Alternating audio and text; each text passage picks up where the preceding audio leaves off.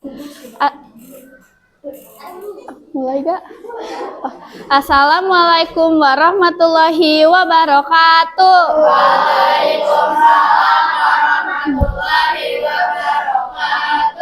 Yang saya hormati Miss Fai dan Miss Rahma serta teman-teman semua yang saya banggakan. Sebelumnya mari kita panjatkan puji dan syukur atas kehadiran Allah Subhanahu wa taala. Karena dengan kehadirannya kita masih bisa berkumpul di hari ini yang insya Allah menjadi hari yang penuh berkah.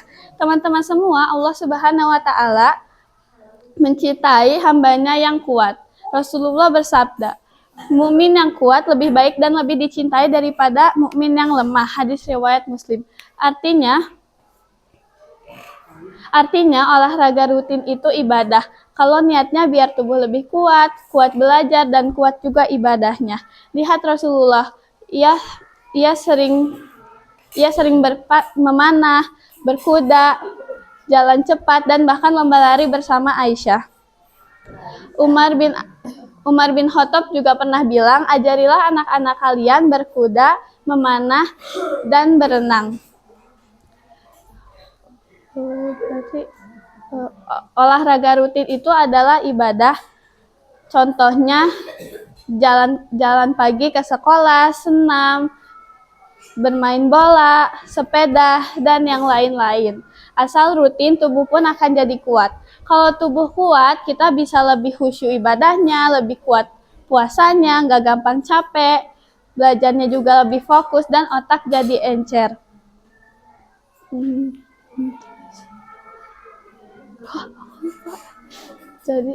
Dan otak lebih encer. Yuk teman-teman semua, mulai hari ini kita gerak 30 menit setiap hari agar tubuh lebih kuat. Karena kalau tubuh lebih kuat, karena tubuh yang sehat dan kuat itu harus titipan Allah yang harus kita jaga. Yang harus kita jaga dan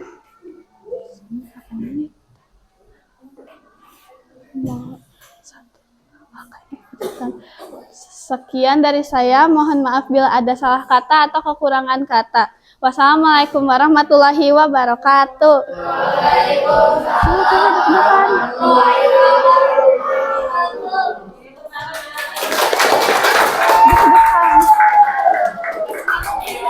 Ini berapa menit ya?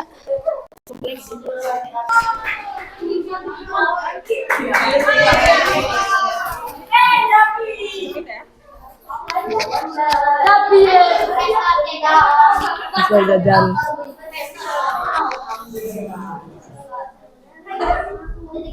Mulai. Assalamualaikum warahmatullahi wabarakatuh.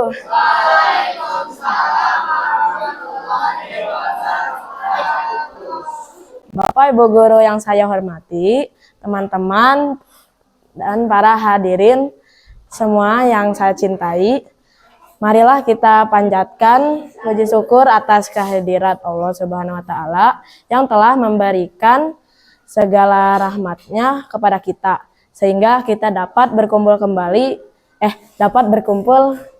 dalam keadaan sehat walafiat. Salawat serta salam semoga tercurah kepada junjungan kita Nabi Muhammad SAW beserta keluarga, sahabat, dan pengikutnya sampai akhir zaman. Hadirin yang dimuliakan oleh Allah, pada kesempatan ini saya akan menyampaikan sebuah pidato yang mengenai gemar berinfak hidup berkah. Salah satu sifat terpuji yang diajarkan oleh agama Islam yaitu gemar berbagi dan gemar berinfak. Berinfak bukanlah hanya tentang soal memberi uang, tetapi tentang menumbuhkan rasa peduli kepada sesama dan mensucikan harta yang kita miliki. Dalam kehidupan ini kita sering merasa takut jika berbagi harta. Padahal agama Muslim mengajarkan sebaliknya. Rasulullah Shallallahu Alaihi Wasallam bersabda pada hadis yang diriwayatkan oleh Muslim. Sedekah bukanlah tindakan yang mengurangi harta. Allah Subhanahu wa taala menegaskan dalam Al-Qur'an surat Al-Baqarah ayat 261.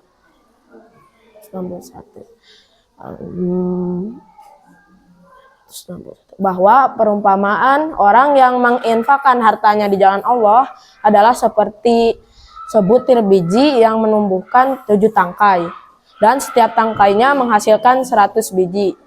Artinya Allah melipat gandakan rezeki dan pahala bagi orang yang berinfak. Marilah kita marilah kita jadikan berinfak sebagai gaya hidup. Kita tidak perlu menunggu kaya untuk bersedekah. Karena bersedekah itu tidak hanya dalam uang saja, bisa dalam tenaga, waktu, bahkan senyuman yang tulus kepada sesama.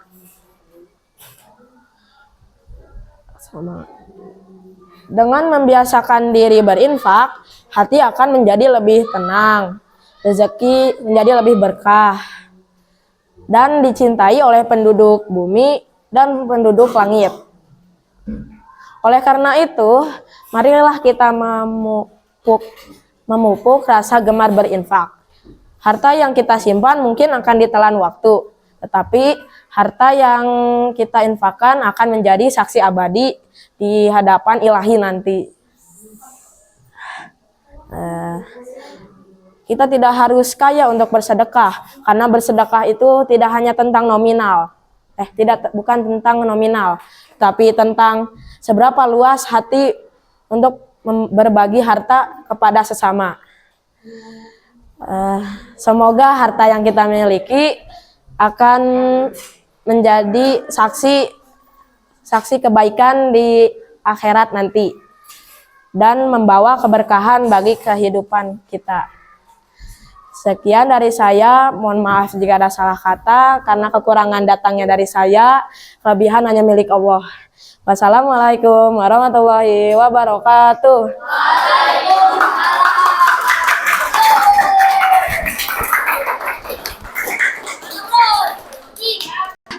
Assalamualaikum warahmatullahi wabarakatuh.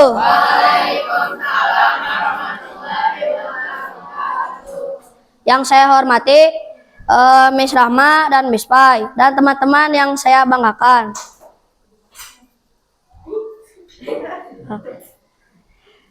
Puji syukur kita panjatkan kepada Allah yang telah memberikan rahmat dan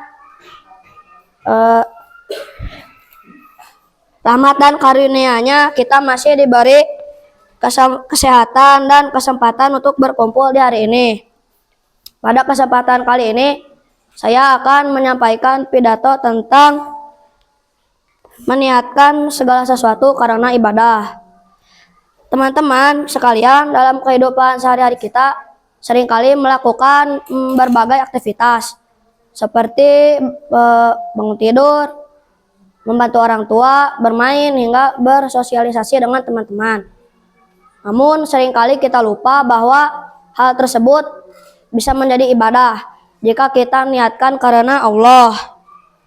Niat adalah sesuatu yang sederhana tetapi memiliki dampak yang sangat besar. Tergantung pada niatnya. Artinya dua orang bisa melakukan hal yang sama, tetapi nilainya di sisi Allah bisa berbeda.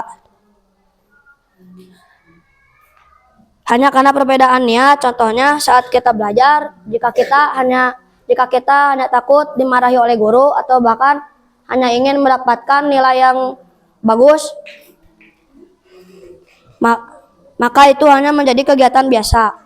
Tetapi jika kita niatkan belajar untuk menuntut ilmu karena Allah agar bisa menjadi orang yang bermanfaat, maka belajar tersebut insya Allah berubah menjadi ibadah.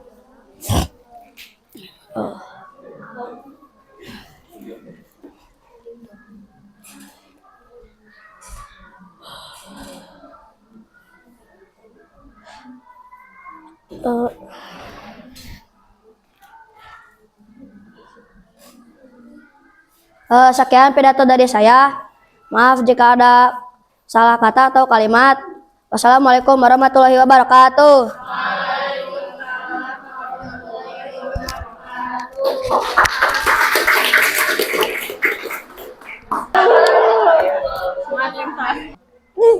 Assalamualaikum warahmatullahi wabarakatuh.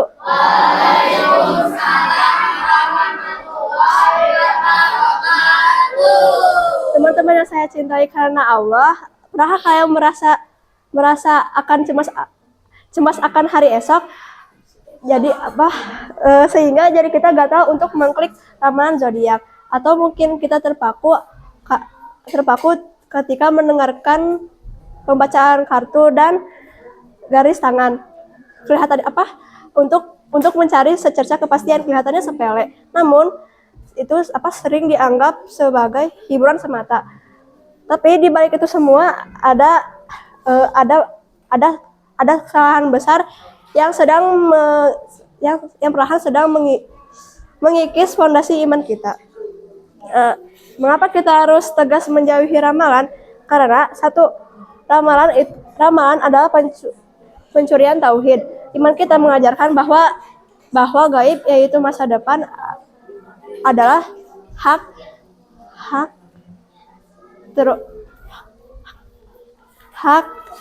prerogatif Tuhan. Karena hak prerogatif Tuhan, ketika kita mempercayai ramalan, kita secara tidak sadar kita sedang menduakan kekuasaannya. Kita seolah memberi ruang bagi makhluk dan menamati untuk menentukan nasib kita. Padahal hanya Tuhanlah, yaitu Allah Subhanahu wa taala, sang pemilik takdir. Kedua, menciptakan penjara pikiran. Ramalan tidak memberikan ketenangan, ia justru menciptakan belenggu. Jika ramalannya buruk, kita jatuh dalam kecemasan yang tidak berujung. Dan jika ramalannya baik, kita terjebak dalam angan-angan kosong dan kesombongan. Keduanya sama-sama menjauhkan kita dari sikap tawakal, yaitu berserah diri. 3. Melemahkan kekuatan doa dan ikhtiar. Orang yang percaya ramalan cenderung menjadi pasif. Padahal iman yang kuat mengajarkan bahwa doa mampu mengubah takdir, dan usaha keras adalah bentuk ibadah kita. Jangan biarkan kata bintang menghentikan langkah kaki dan kekuatan virtual kita. Teman-temanku sekalian, mari kita kembalikan rasa aman kita hanya kepada Tuhan, yaitu Allah Subhanahu wa taala. Jika kita tahu Tuhan mencintai kita, mengapa kita harus takut pada hari esok? Berhenti mencari tahu rahasia Tuhan melalui cara-cara yang dilarang. Fokuslah memperbaiki hubungan kita dengan Sang Pencipta hari ini, maka Dia sendiri yang akan menjamin hari esok kita dengan kejutan terbaiknya. Cukupkan iman kita, berikan tauhid kita, dan kuatkan langkah kita hanya di jalannya. Sekian yang dapat saya sampaikan. Semoga ini bisa menjadi pelajaran bagi saya pribadi dan bagi teman-teman sekalian. Maafkan jika ada salah kata. Assalamualaikum warahmatullahi wabarakatuh. Assalamualaikum warahmatullahi wabarakatuh.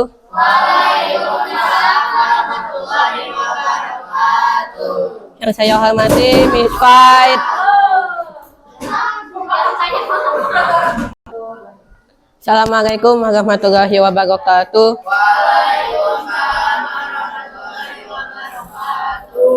Yang saya hormati Miss Rahma dan Miss Fai dan teman-teman yang saya banggakan. Pertama-tama marilah kita panjatkan puji syukur atas kehadirat Allah Subhanahu wa taala. Atas berkat rahmat dan hidayahnya kita dapat berkumpul di kelas ini dalam keadaan sehat walafiat. Pada kesempatan ini saya ingin menyampaikan tentang pentingnya semangat sholat berjamaah. Sholat berjamaah bukan hanya sekedar kewajiban yang dilakukan bersama-sama, tetapi juga memiliki banyak keutamaan. Selain mendapatkan pahala yang berlipat ganda, sholat berjamaah juga mempererat tali persaudaraan di antara sesama umat Islam. Dengan sholat berjamaah kita belajar disiplin waktu, kebersamaan, serta saling peduli satu sama lain. Kita berdiri sejajar tanpa membedakan status sosial, menyatakan bahwa semua manusia sama di hadapan Allah Subhanahu wa taala. Oleh karena itu, marilah kita panjatkan marilah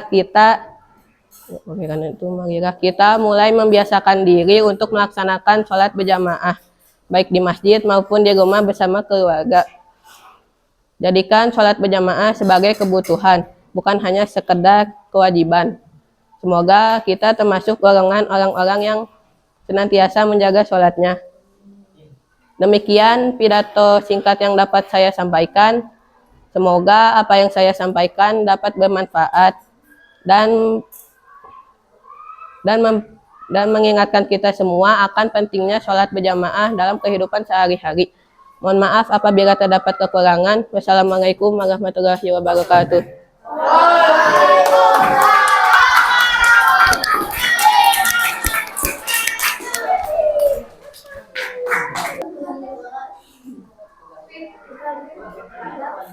Udah mah. Assalamualaikum warahmatullahi wabarakatuh.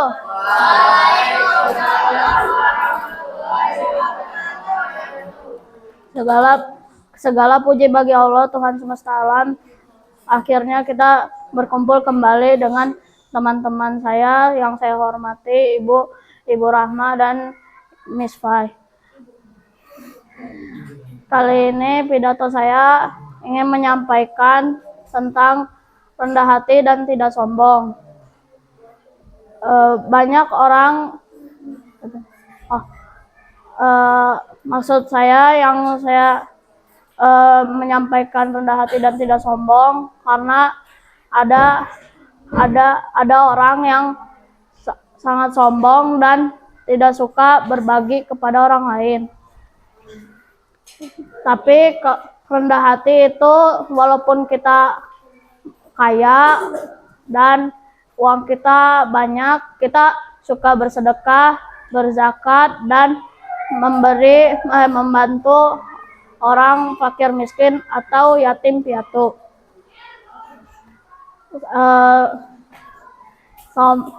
Kalau sombong tidak mau membantu sesama manusia, ingin menikmati hidupnya diri sendiri, alias suka pamer dan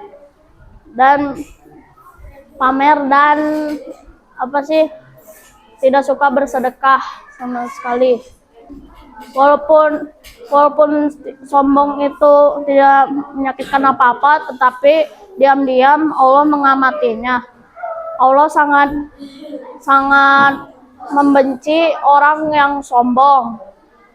Makanya itu sombong itu dosanya yang lumayan besar. Tetapi Allah senang walaupun kita orang kaya, punya banyak duit, kita suka sekali berbagi, membantu orang fakir miskin dan membantu orang yatim piatu. Dan Allah itu sangat senang dan kita bakal mendapatkan pahala dan kita akan memasukkan surga. Karena Allah itu sangat senang melihat orang walaupun orang kaya tetapi rendah hati dan tidak sombong. Kalau sombong itu suka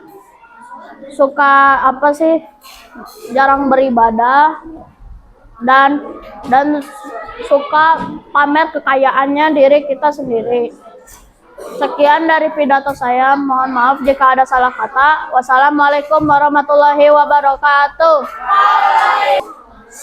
Assalamualaikum warahmatullahi wabarakatuh.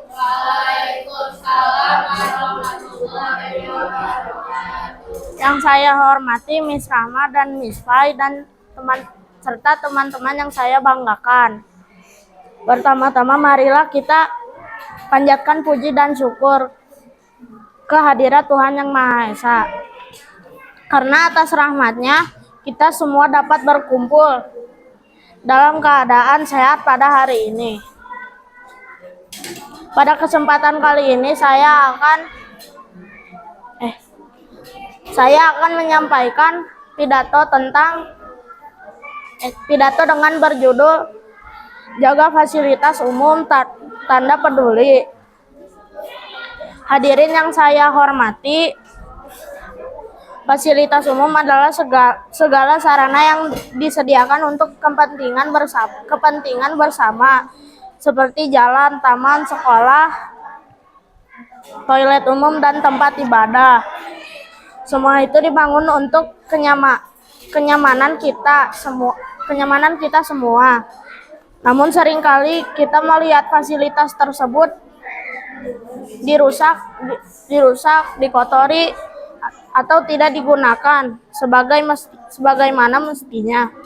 Padahal menjaga fasilitas umum adalah bentuk kepedulian kita terhadap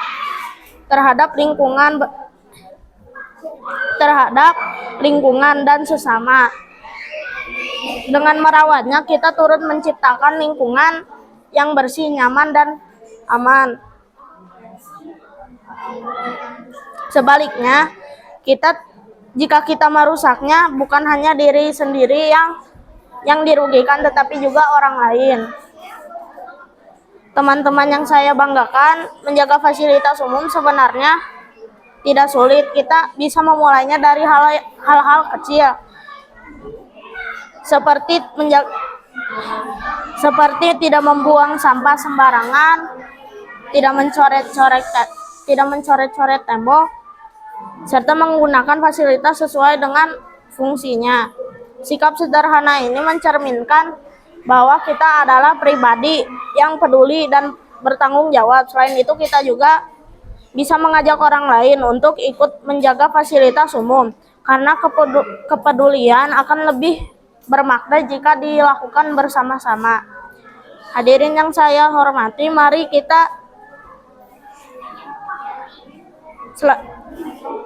kita jadikan kebiasaan menjaga fasilitas umum sebagai bagian dari kehidupan sehari-hari. Dengan begitu, kita tidak hanya menikmati fasilitas tersebut, tetapi juga ikut melestarikan untuk generasi selanjutnya, generasi yang akan mendatang. Demikian pidato yang dapat saya sampaikan. Mohon maaf apabila terdapat kekurangan. Wassalamualaikum warahmatullahi wabarakatuh.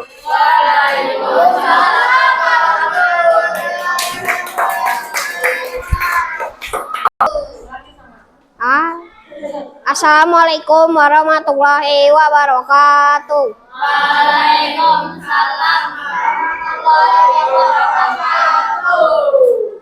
Yang saya hormati Ibu, Bapak Guru, dan teman-teman sekalian, puji syukur atas kehadirat Allah karena telah mengumpulkan kita di sini. Saya ingin menyampaikan pidato singkat tentang menjauhi yang haram dan dekatkan diri kepada yang membawa berkah. Hal yang haram mungkin kadang terlihat menyenangkan, tapi kita harus ingat, hal yang haram tidak membawa kebaikan dan dampaknya tidak baik untuk hidup kita. Sebaliknya, hal yang baik dan halal memang kadang terasa sulit, tapi membawa ketenangan dan keuntungan dan kebaikan. Setelah itu, Allah berfirman dalam Al-Quran, yaitu, wahai manusia, makanlah yang halal dan baik yang terdapat di bumi, dan janganlah mengikuti langkah-langkah setan. Sungguh, setan itu musuh yang nyata bagimu. Quran Surat Al-Baqarah ayat 168. Contoh menjauhi yang haram yang mudah dipahami diantaranya adalah: yang pertama, tidak berbohong, jujur dalam perkataan.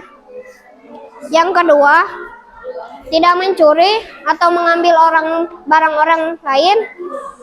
Yang terakhir adalah menjaga perkataan agar tidak berkata kasar atau menyakiti.